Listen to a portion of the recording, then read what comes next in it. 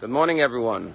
The 27th President of the United States, William Howard Taft, was once sitting at the dinner table with his family when one of his children made a disrespectful comment and remark to his father. His wife said to him, "Will you let that go unpunished?" And President Taft said to his wife, "If he made that comment, this disrespectful comment to me, as a citizen speaking about the President of the United States, I would ignore it because it would be his constitutional right.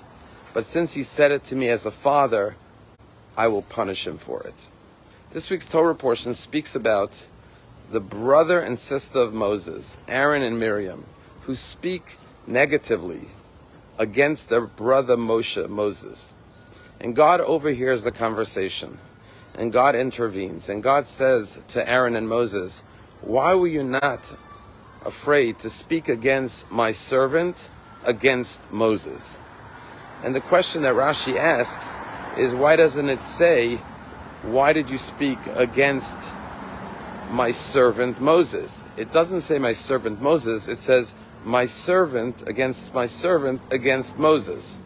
And Rashi answers and says that the Torah is teaching us, God is saying that even if he was my servant and he wasn't Moses, or if he was just Moses and not my servant, either way, why did you speak against them? In other words, don't just think that you're not allowed to speak against Moses, my servant, as the leader of the Jewish nation.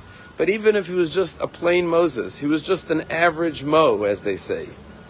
Even if he was just a private individual, you should not speak against them as well. Why? Because God says, "I am the father of all of the children." And therefore, when one child speaks against another child, as a father, I will be incensed and disappointed and angry and upset as the child who spoke against another one of my children. And here we see the importance of proper speech. We live in a country where we all have free speech.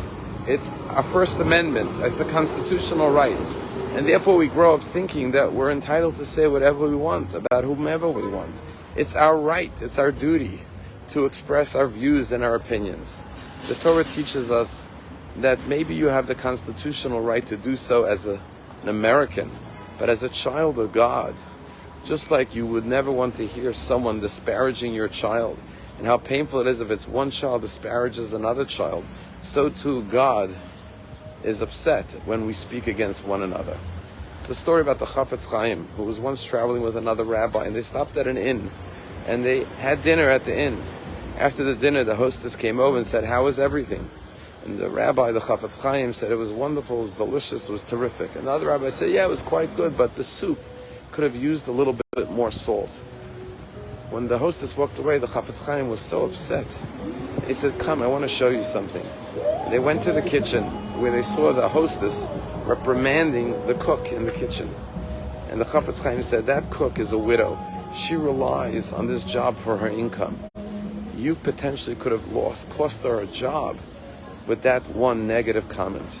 We never know the power of our words and how a negative comment could affect someone adversely. And therefore we have to use our words properly in a positive and a productive manner. Have a wonderful day.